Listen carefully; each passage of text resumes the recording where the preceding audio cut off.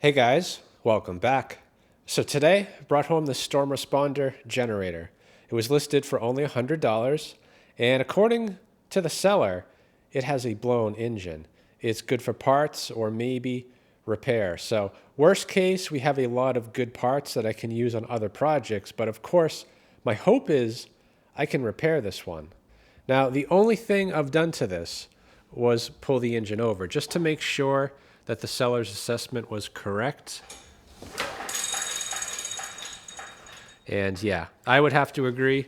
There is absolutely no compression. The engine is freewheeling, and I do not hear that piston going up and down. So I would say the engine is blown.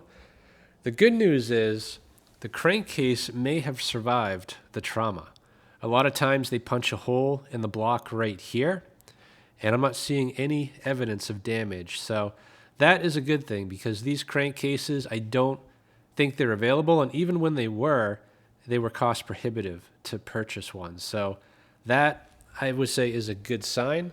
As far as how extensive the damage is, we won't really know until we get it opened up. So let's get this up on the lift. We'll start peeling the layers, get that engine opened up, and assess the damage.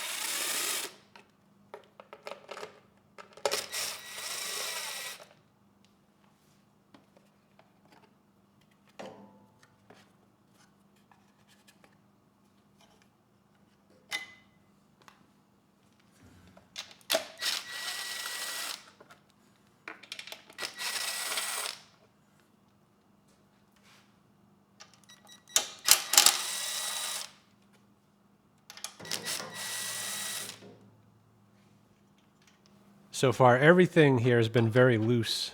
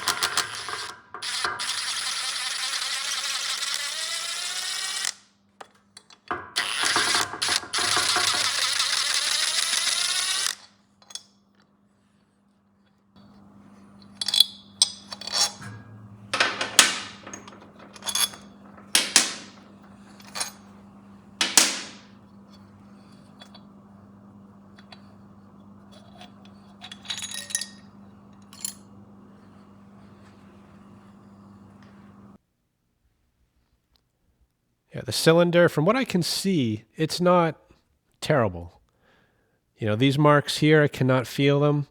There's a little bit down here, which also cannot be felt. So I would say so far so good on the cylinder. Of course, we won't know for sure until we get the piston out and can see the full length of the cylinder. But so far, no red flags. You know, as far as the valves go, I don't think they hit the piston, because if they had, this carbon would be chipped out in the shape of a valve, and I am not seeing that. So we'll find out for sure when I get the valves out. I'll just spin them in a drill, make sure the valve stems are straight. The seller also mentioned he put a new spark plug in here when the engine stopped running. So that is a brand new plug. He also filled the engine with oil when he realized it was empty. So I think the next move here is just to get the oil out of the engine and really get the power head off. That's the last thing. And then we can open up the engine and just see how bad it is.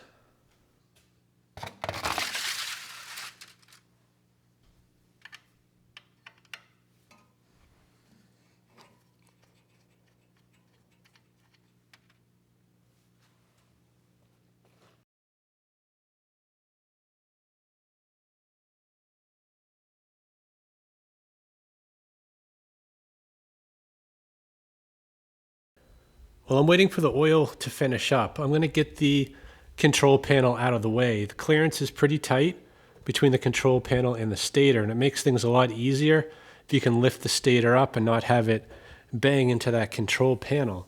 And as far as removing the stator goes, this one is different than most.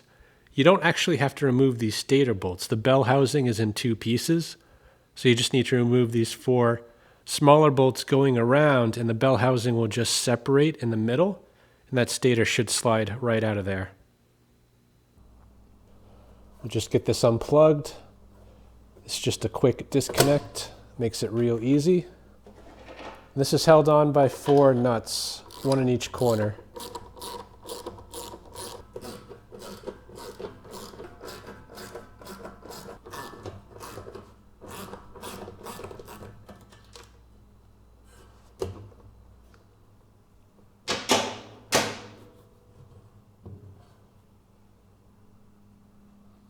For new oil, I wouldn't say it looks very good, but it most likely mixed with the burnt little bit of oil that was remaining in that engine.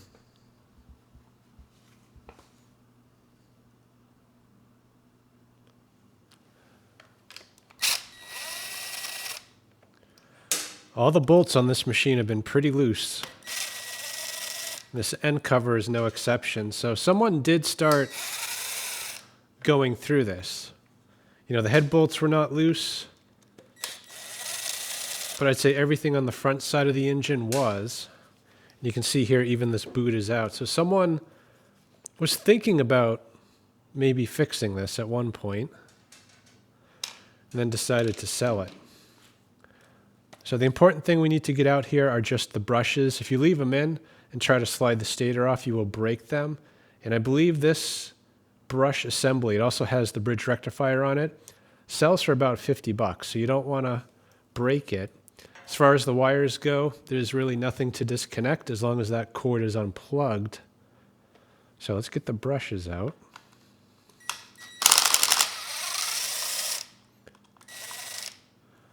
And that bolt was tight, so yeah, no one dug deeper than the end cover.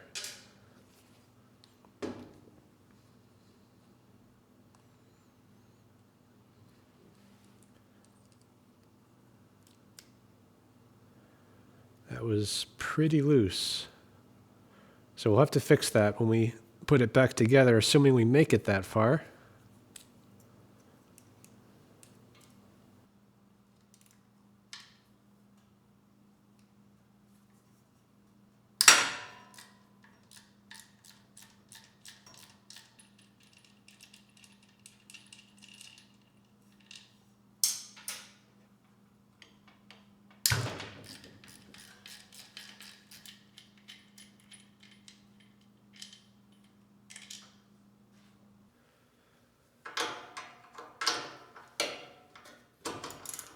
So the stator has to be freed from this frame rail. So there's just a mount on each side, held on by a nut. So we'll get those off. And then there's also a grounding wire right there. I usually forget that. So we'll try to get that off first, so that stator is not going to come off until that is disconnected.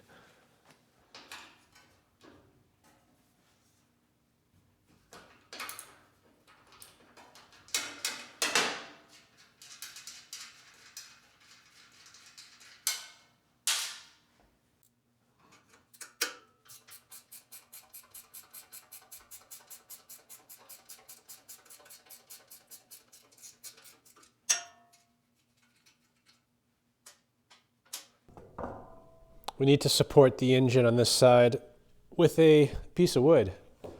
Because once the stator is removed, there's nothing supporting the engine, and the weight of the rotor will pull the engine down. Before removing the stator, I'm going to try to get these mounts out of here, because like this, the stator is going to hit the frame. So with those removed, that should give us the clearance we need to pull that stator off.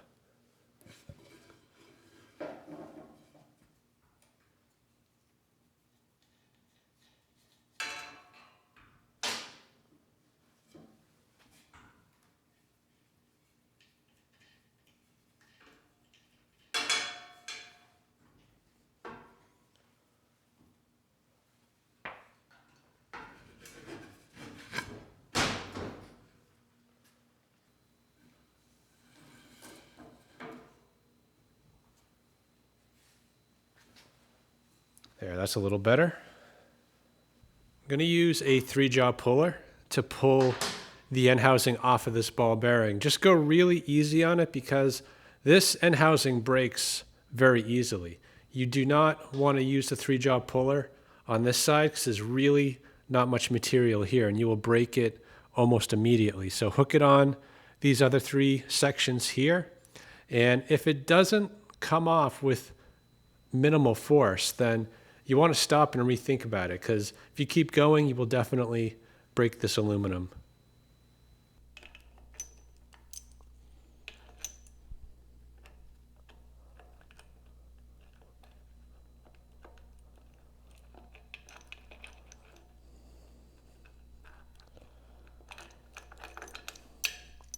I think I'm going to convert this into a 2-jaw puller. I'm just switching this over to be a 2-jaw puller, because the 3-jaw, it's not working out with the way this is all set up. So it just means you have to be that much careful, because now you're pulling with the same force spread over 2 jaws instead of 3, and you're more likely to break something.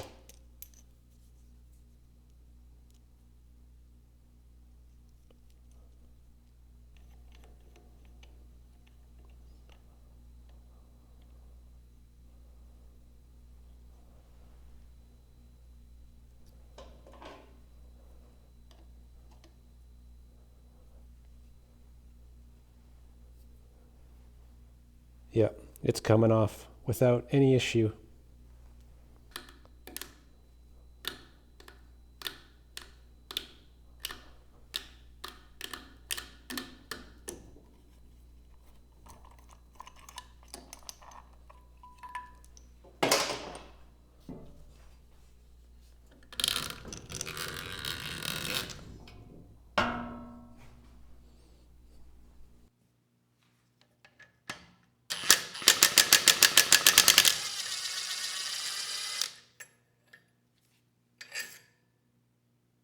Now for the fun part, we need to get that rotor off the tapered shaft.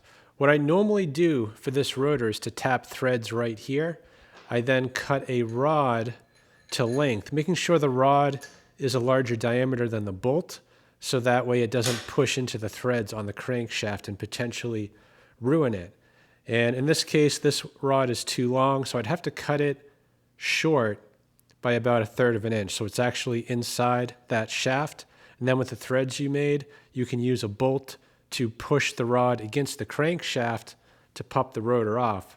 You know, instead of a rod, you can also use water and Teflon tape on that bolt to build hydraulic pressure. In this case, I'm going to try a shortcut. It's pretty effective, but not for bolts like this. This is a thinner bolt. It's only about 8 millimeters in diameter. And the shortcut is basically just to thread this in most of the way and then hit it with at least a 3-pound hammer. And a lot of times that will pop it off the tapered shaft. The issue is this bolt is very thin and it doesn't fit well in the shaft. So what will most likely happen is that you'll bend the bolt and then it won't be reusable. And even worse, you could bend it so badly that you will not be able to get it out. So what I'm going to try is just using this rod that is too long. We'll just put it right against the crankshaft and I'll hit it a few times with the hammer. If it comes off, great. We saved a ton of time.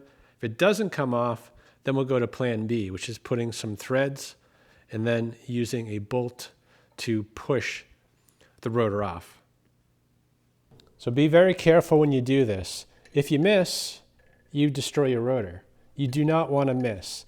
And check this rod, make sure it's not starting to bend, because if it is, then just stop before you make a terrible mistake.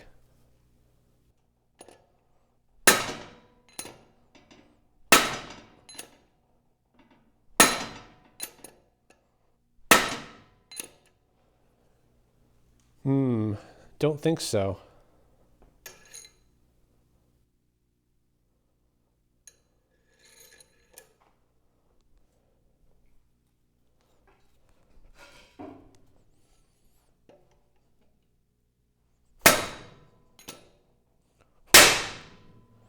There we go. The threads are still good. So if by chance the crank is good, then we didn't just destroy it. And lastly, we have these bell housing bolts. They are Loctited in, so you need to give them a bit of heat before trying to crack them free.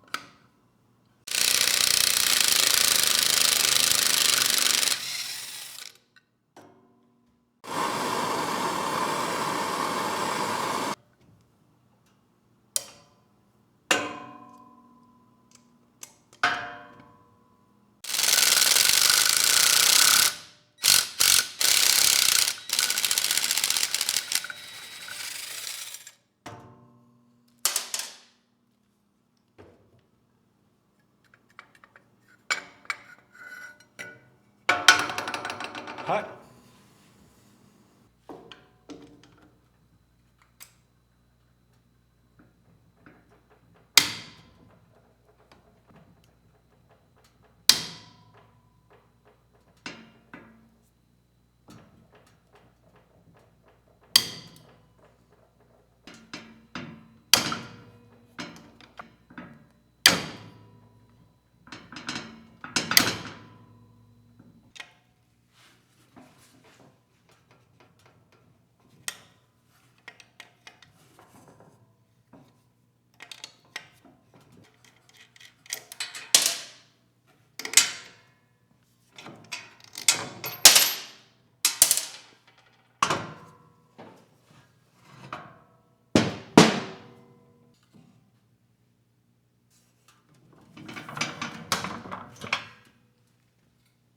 Let's get this engine opened and see what we have to work with.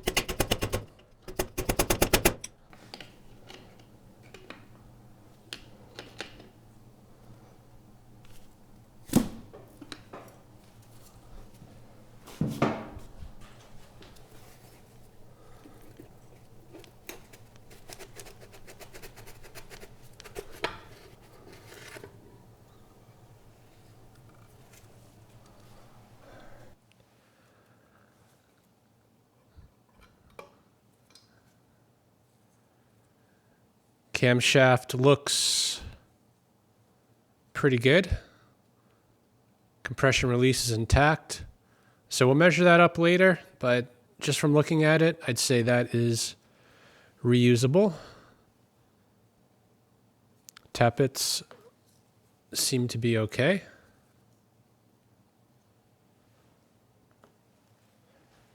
We got bits of the connecting rod all over the place.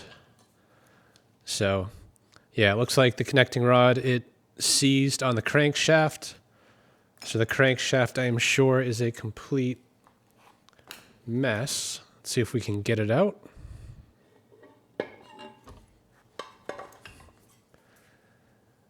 And yeah, a lot of aluminum transfer on the crank. You know, that's something that can be cleaned up and measured. Potentially, it's still good. Either way, it doesn't matter because I do have another crankshaft. What I'm most interested in is the condition of the block and the rest of the cylinder. So let's get the piston out.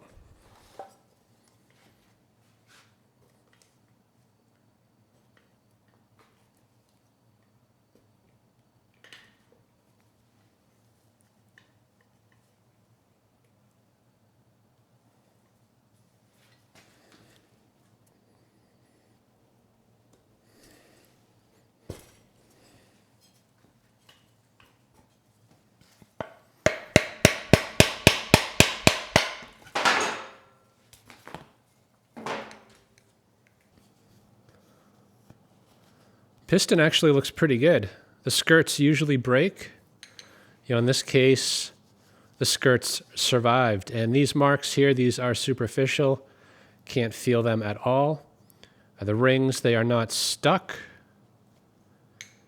And actually, look at this right here. These rings, there's an end gap right there for the compression ring and another end gap right there for the oil scraper. They are almost lined up.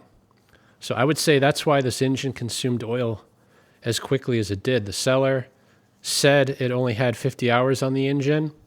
And when I went to pick it up, he said he would be doubtful if it even had 30. So yeah, this piston, I think, is reusable. And that is a good thing because this piston, it sells for about $100. So that's going to save a lot of money. The connecting rod, I think that's only about $60. And it's looking like that's all we're going to need because the cylinder actually looks pretty good. Let me show you.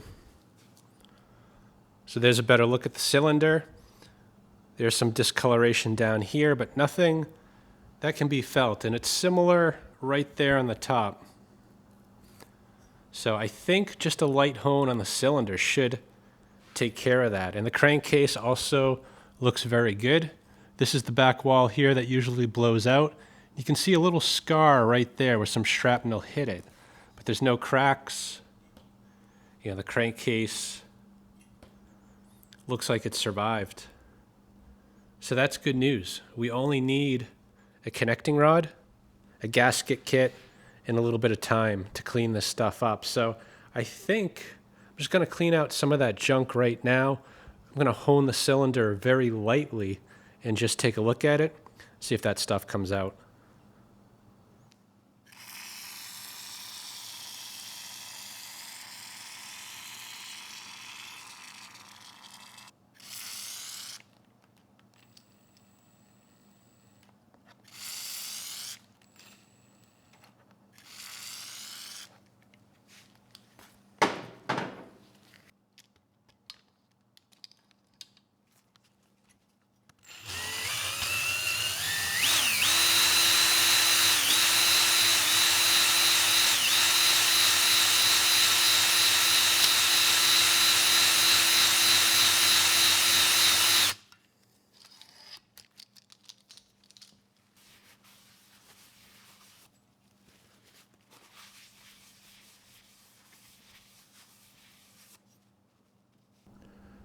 It's about 10 seconds with the hone. You can see it's a very, very big difference in such a short time. So I'm going to give it a few more seconds, maybe another 20 seconds or so, and we'll check it again.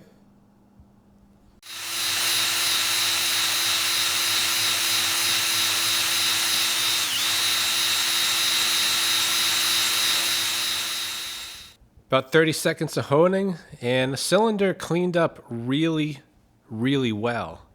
So I thought I was home free.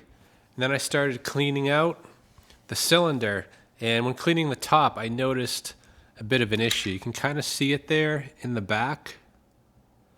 There is a chunk missing right at the bottom of the cylinder. And yeah, that's not good. You can see it kind of right there. It's about 1/4 of an inch. And I mean, the piston, when it comes down, the rings are not even close to that. But that is support for the skirt. And the skirt does come down actually below this level, maybe 1/8 of an inch.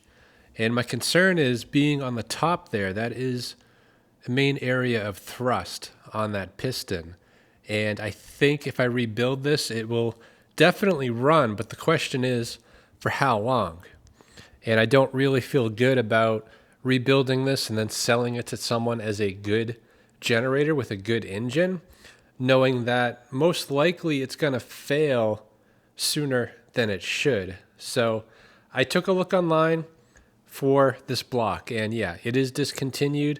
Not quite as expensive as I thought when they were available. It was about $250. I found a few sites that said they had the short block available for $450, but most sites said it was not available. And even if it was, for that kind of money, I don't think I'd ever get that back. So I think I'm going to pause the video here. I'm going to take a look online, see if I can locate a used generator engine and put that on this generator instead of trying to rebuild this one. So let me take a look and I'll let you know what I find. It's bright and early the next morning, and I managed to locate an engine. It's not too far away, and it's a bit of an upgrade to what was on there. So I'll show you a bit more once I pick it up.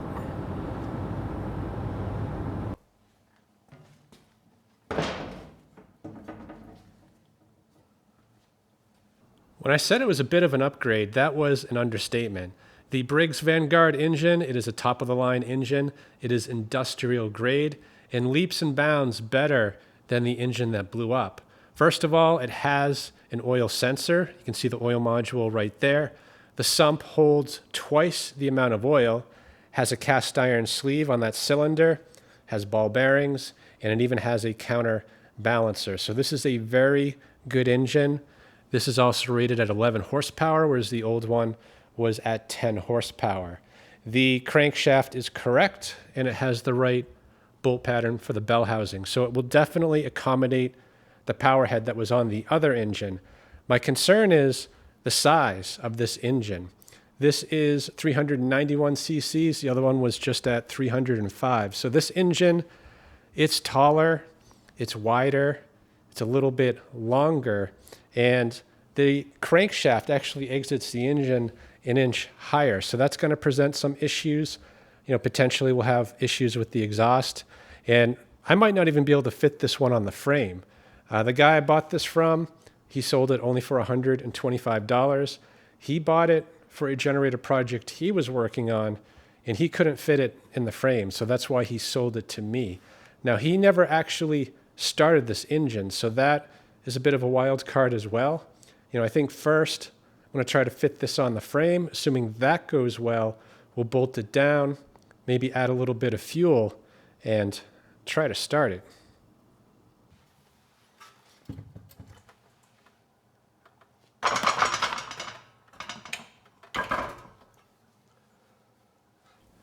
It fit in there pretty well. I had no issues getting it in.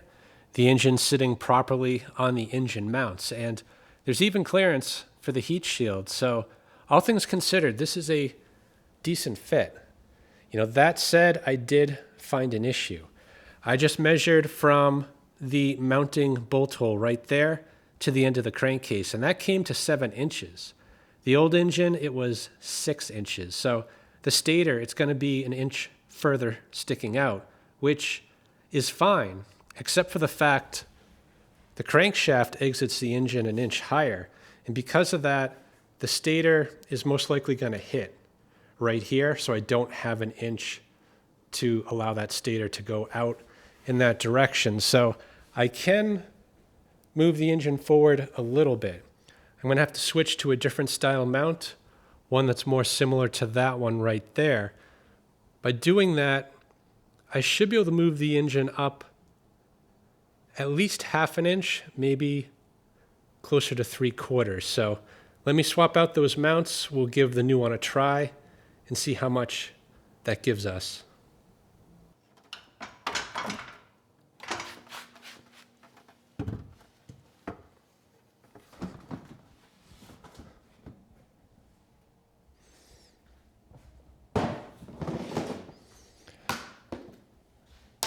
I have a bit of a collection here of engine and stator mounts. So Briggs, they typically use a mount like this. A lot of other brands use one more like this. And I don't think it really matters. And on that frame, they actually use these on the engine side and these on the stator side. So what I want is not something that's that tall, but that potentially could be used as a shim for the stator later, since they are so tall. I want ones that look more like that. So we'll get 2 of those and try them out.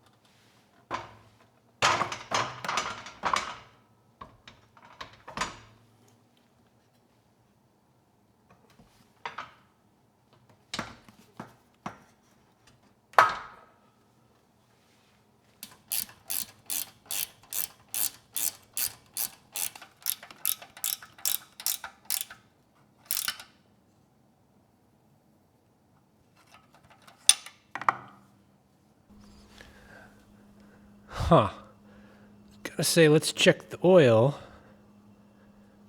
but it's kind of broken. Let's grab a wrench.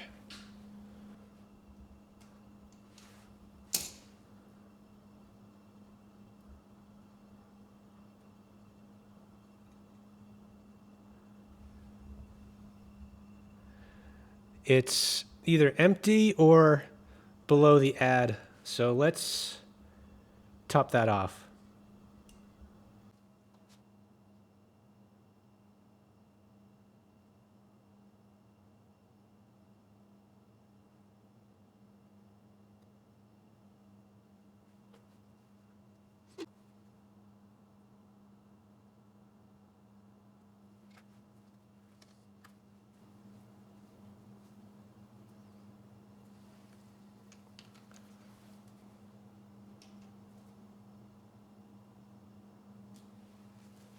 This engine only takes 1.5 liters of oil, and I just put 1.2 in there, so that is not a good sign. Anyway, relocating those engine mounts gave me about 3/4 of an inch, so not quite the inch I was looking for. It might be enough, so we won't know until we try. I think it will fit. Anyway, I'm going to fill the carb with some 2-stroke fuel. Don't know if that carb is any good, but let's give it a try. Looks like it's taking fuel, so the needle is not stuck closed anyway.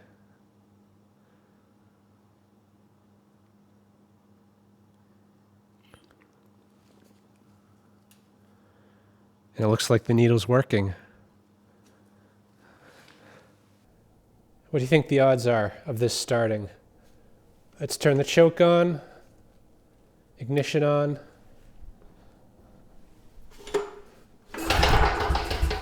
It's trying.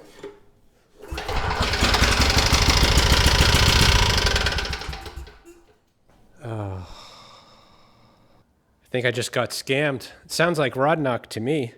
Of course, it didn't help that the board fell out, so I'm going to secure that a little better and try restarting it.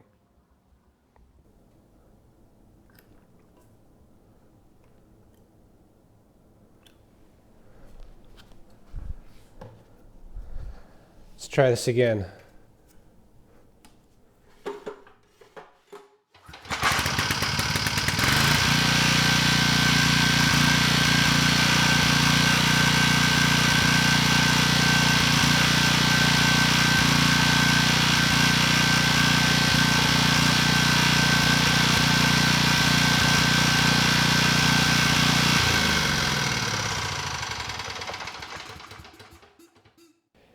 Well, I knew it was too good to be true. This engine looks great. It actually runs, but it has a knock. So, yeah, this engine, it needs surgery. I guess on the positive side, it hasn't blown up yet. I'd say it's close. Hopefully, it just needs a new connecting rod. I took the spark plug out now just so I could pull the engine over freely. And listen to what it sounds like.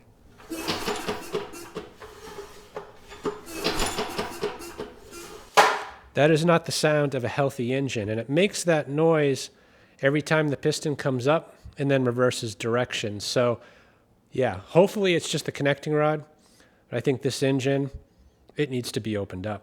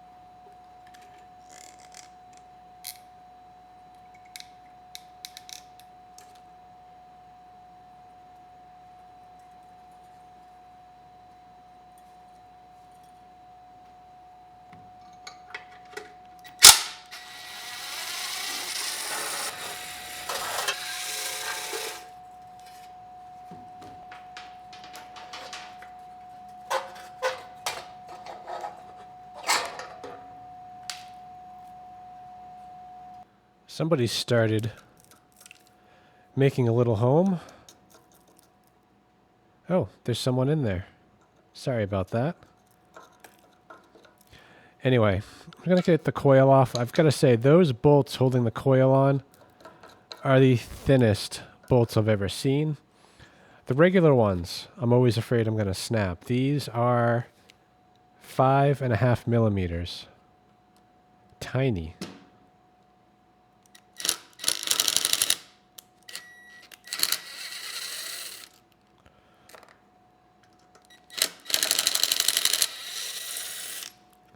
But they came out.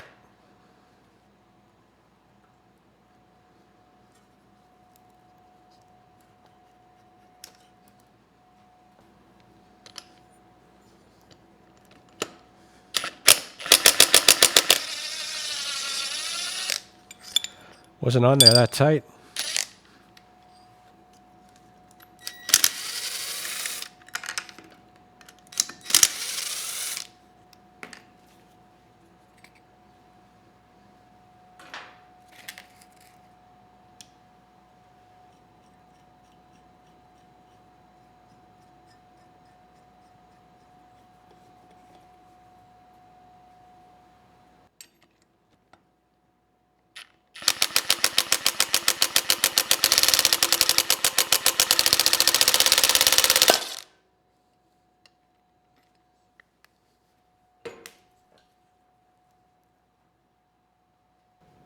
I already put some PB Blaster on this earlier,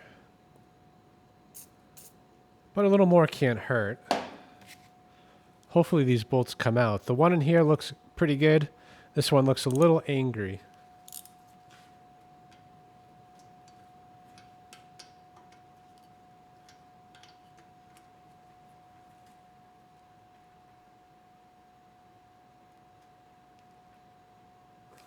Nope.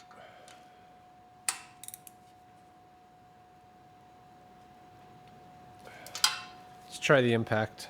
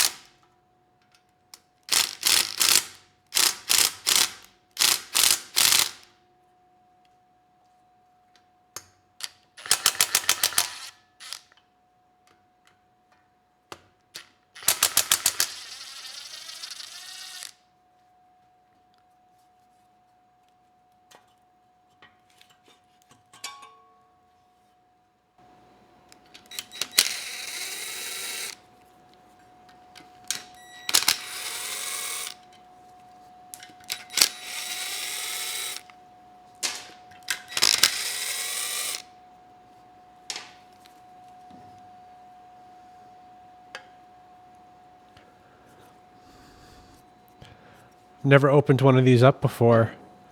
Those are some impressively built rockers on here.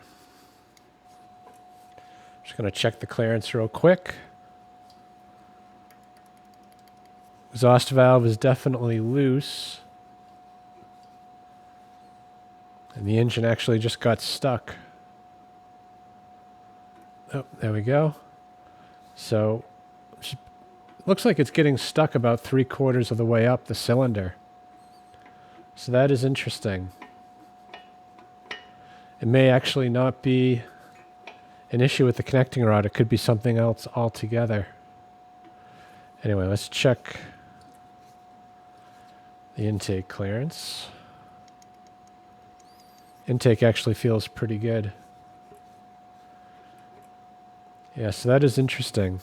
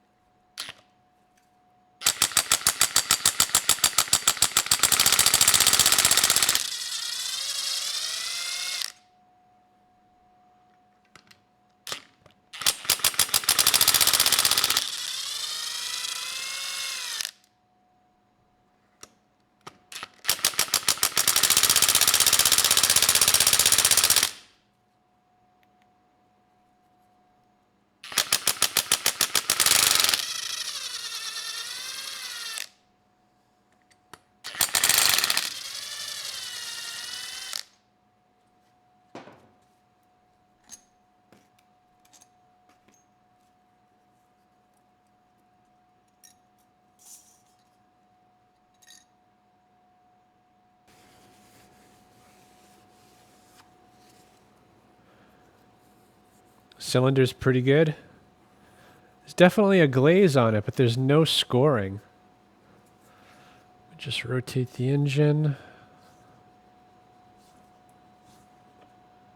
Right there. That's where it gets stuck. So my concern was a minute ago, maybe it was something in the cylinder causing that piston to hang up, but I'd say that's not the case. It has to be a bottom end issue.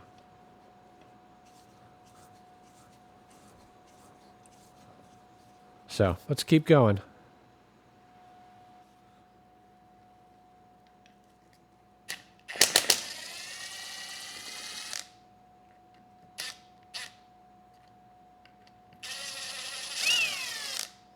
That one was really loose.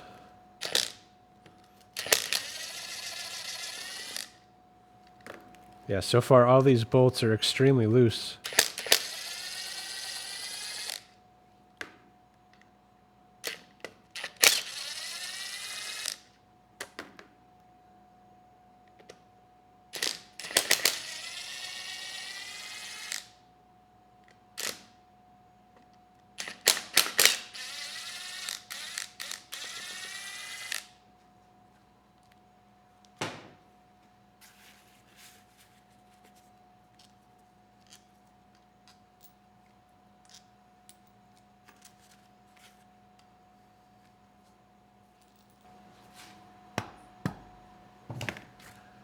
That was easy.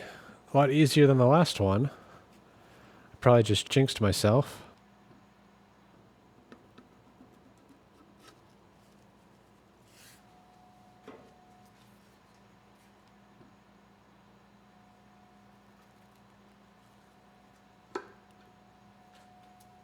All right, let's see what it is.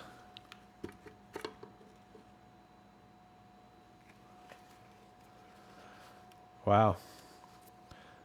That is a heavy-duty engine. So what is wrong with it? Let's check the bearings. Crank bearing is good.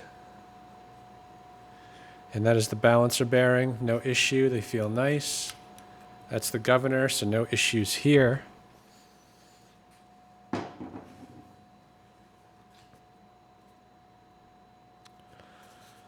Gonna rotate the engine a bit, see if there's anything obvious.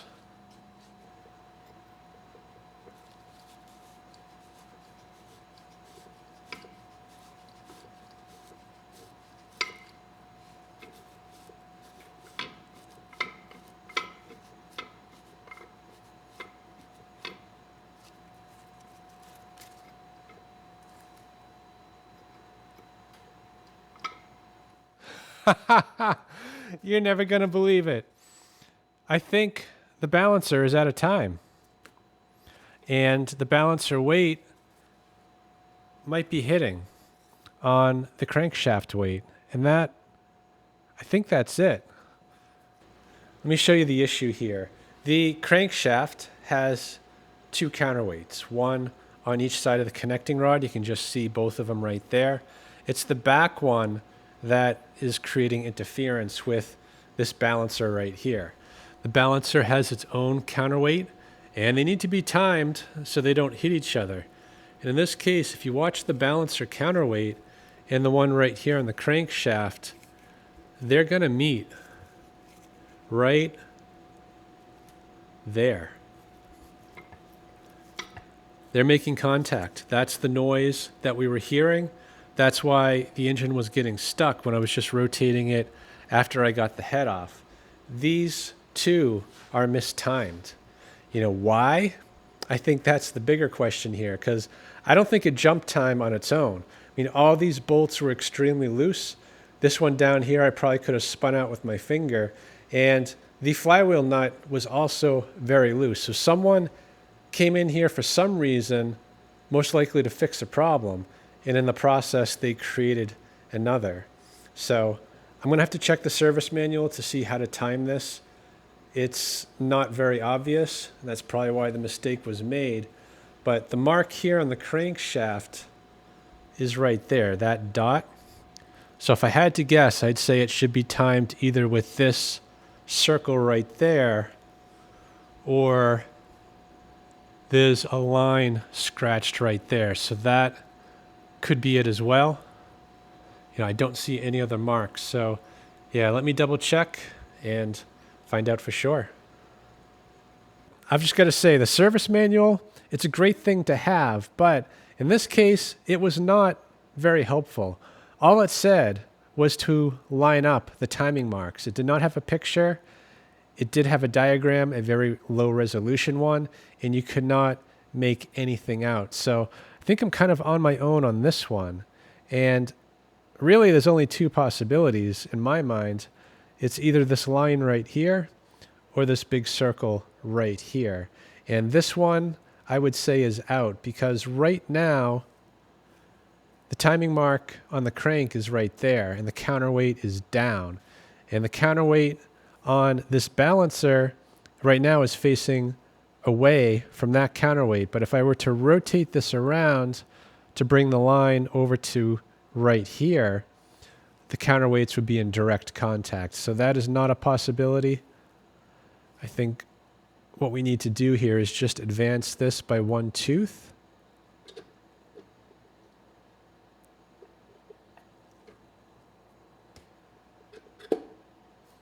And rotate the engine.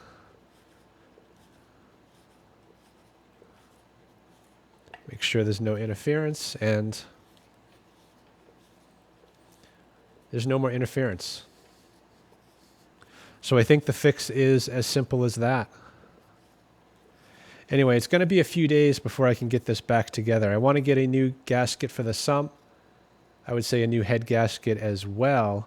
So I'll do a little more research on this, see if I can't find conclusively if that is correct. But even if it's not, it's a million times better than what it just was. You can see now there's plenty of clearance now between the counterweight and the weights on the crankshaft. So I think we're good.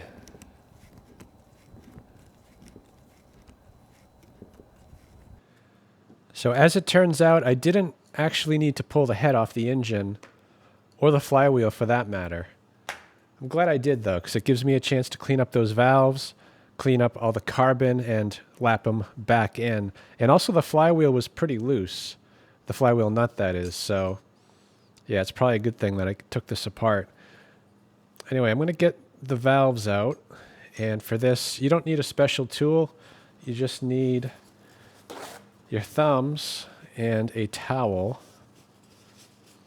And the towel you just put underneath the valve that you want to uninstall.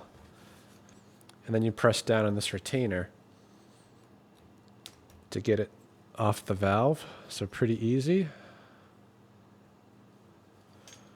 Do the same to the exhaust.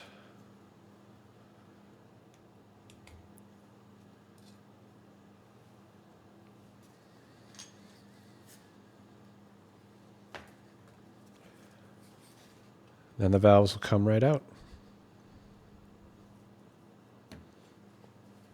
So I'll set the head aside for now. I'm going to spin these in a drill, just use a bit of Scotch-Brite to clean them up, and then I'll move on to decarboning that head. This is also a good way to see if you have a bent valve. Just put it in the drill, spin it, make sure it doesn't wobble. So to clean the valve, it's just a bit of Scotch-Brite and some WD-40.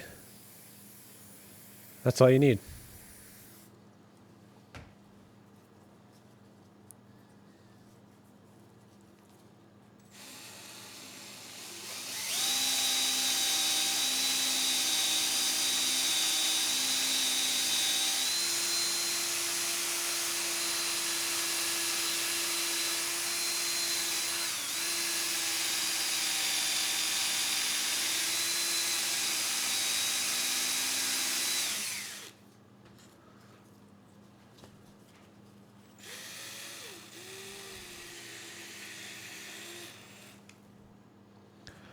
Looks brand new. That was only about 10 seconds. The exhaust valve is usually a little bit harder.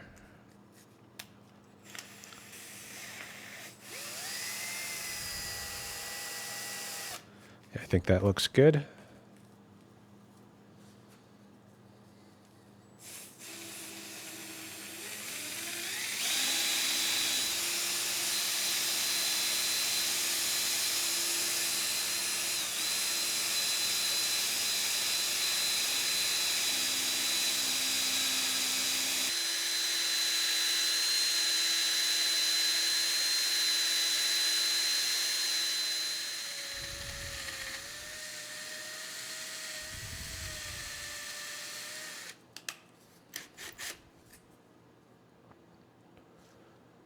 Should be good.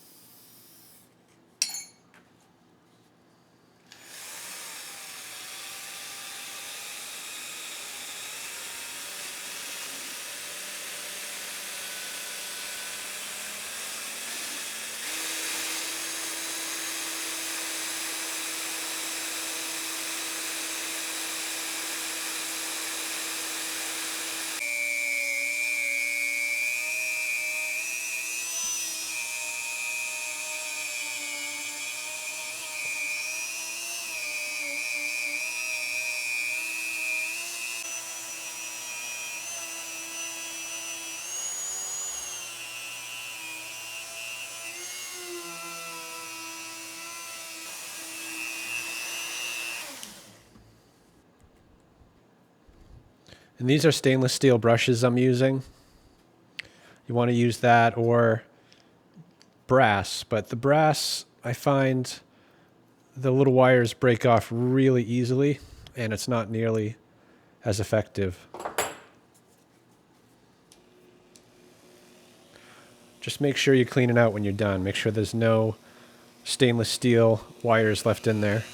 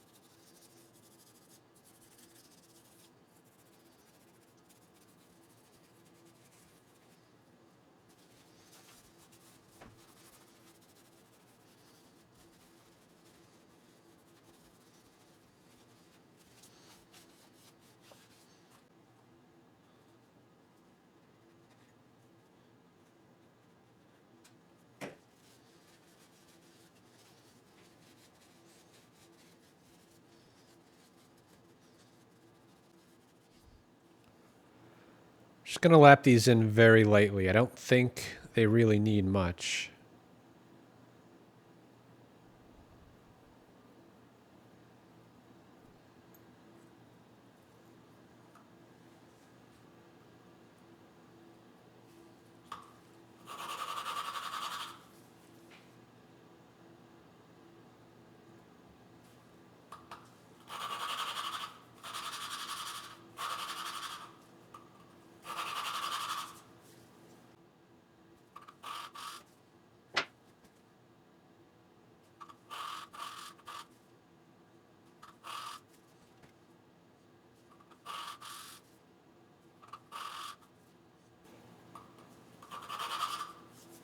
All right, that one's not working. I'll try the smaller one, but I think that's going to be worse.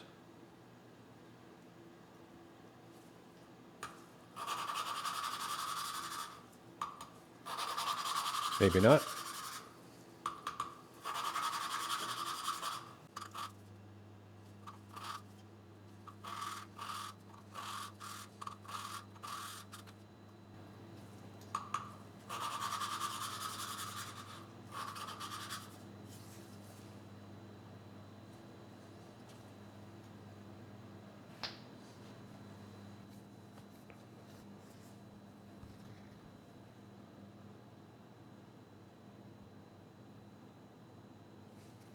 Yeah, I think that'll be good. I'll test it once I get the springs back on. Just make sure they're sealing.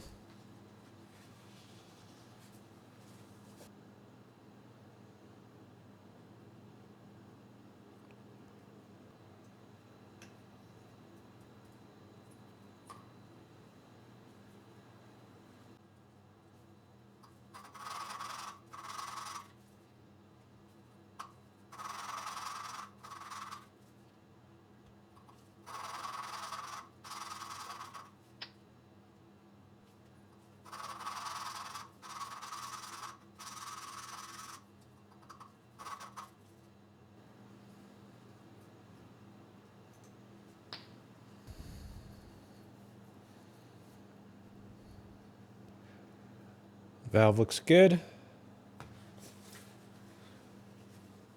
So what I'm going to do now is just get the springs back in. And I'm going to fill this area with some WD-40 and just let it sit for a bit. See if any of it leaks through.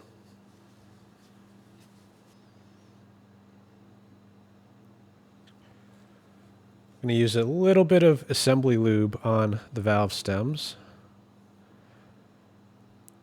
Oil is fine, but the assembly lube, it'll stay on there longer, so you don't have to run the engine right away.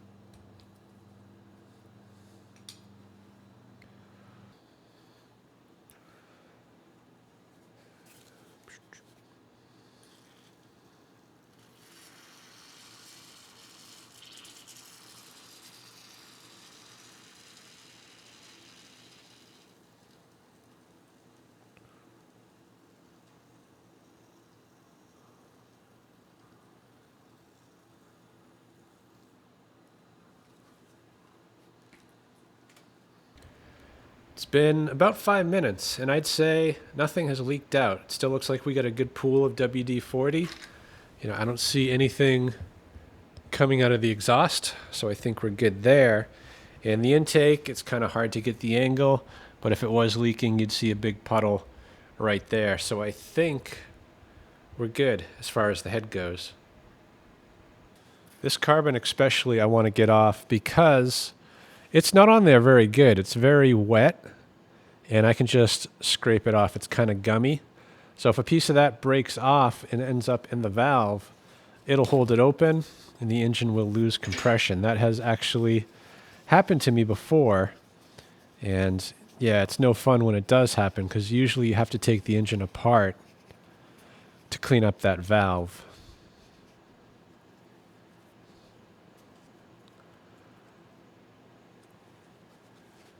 Same thing here, just some WD-40.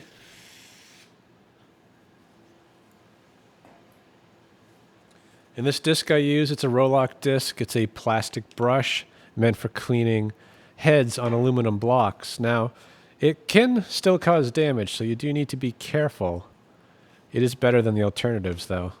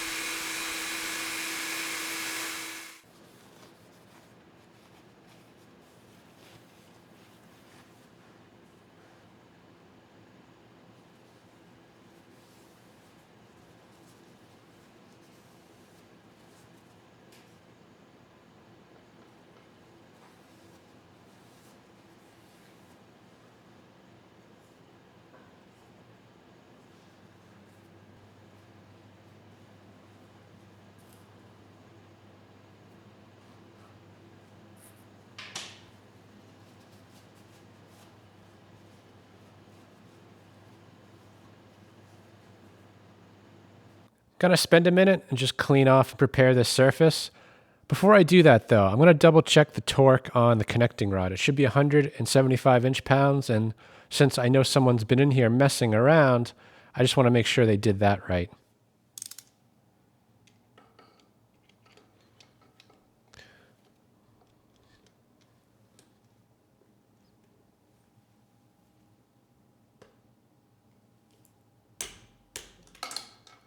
That one was fine. Let's do the bottom.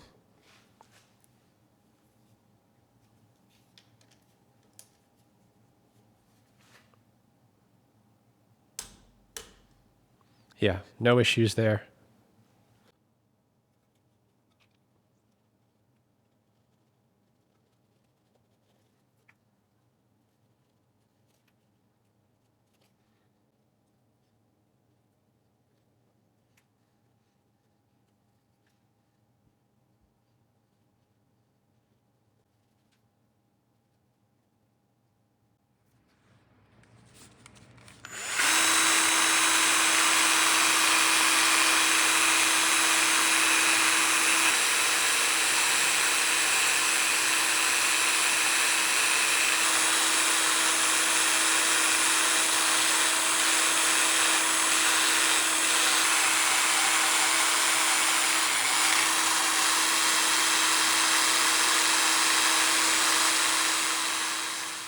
Well, I know the carb runs the engine pretty well, but given the way that it looks on the outside, I'd say it's been some time since this carb has been cleaned.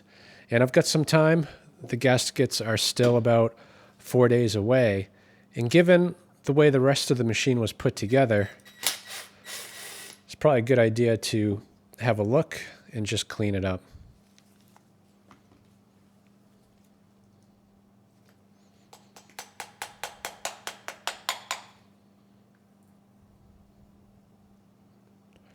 Yeah, a little junk in there.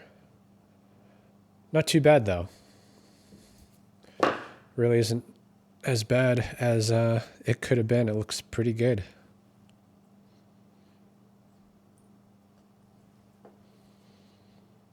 Needle looks good. I believe the main jet is removable on this. Let me give it a try.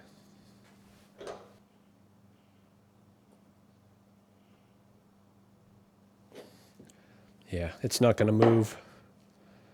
So I would like to get that out.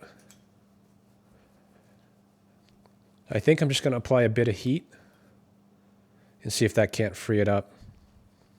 I'm not going to go crazy with the heat here. There is a lot of plastic on the carb that could melt, not to mention the aluminum melts at just over 1,000 degrees Fahrenheit.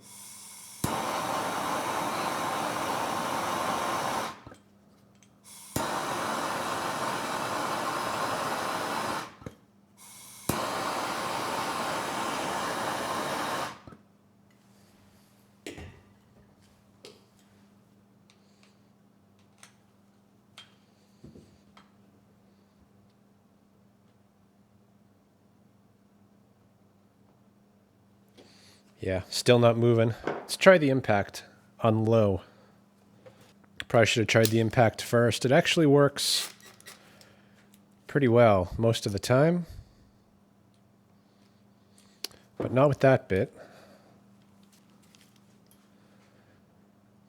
But you definitely want to go easy on it because the brass can't take a lot.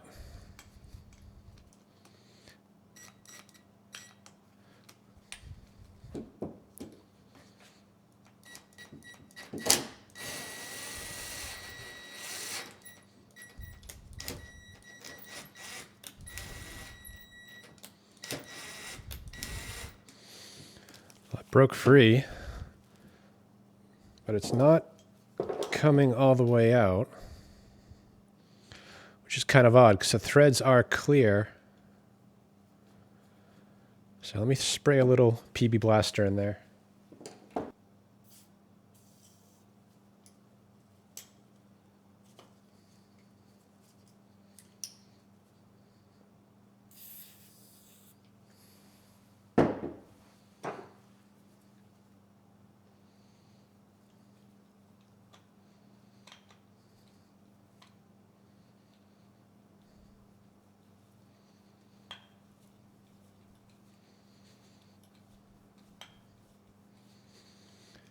Okay, there was a second set of threads.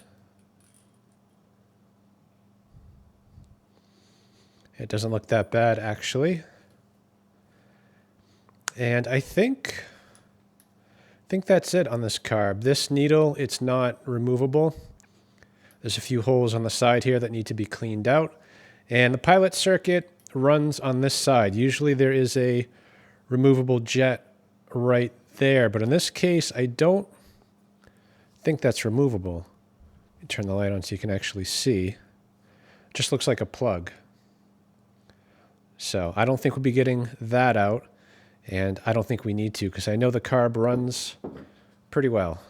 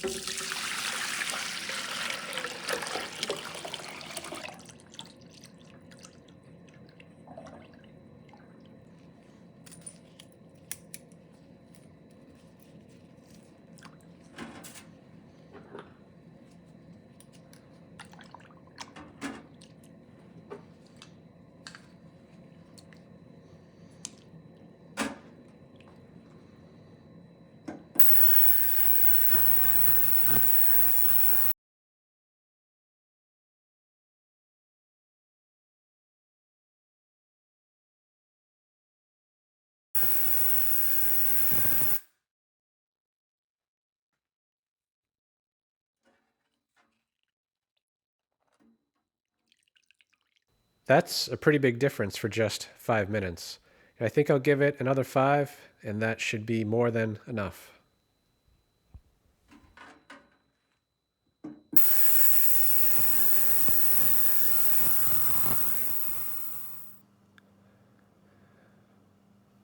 Cleaned up remarkably well.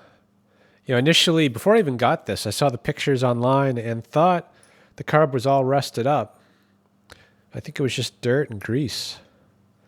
So let's get this main jet and emulsion tube combo in. Now, it's still pretty tight, so I'm going to add maybe a little bit of PB Blaster to the threads. And hopefully that'll help it go in.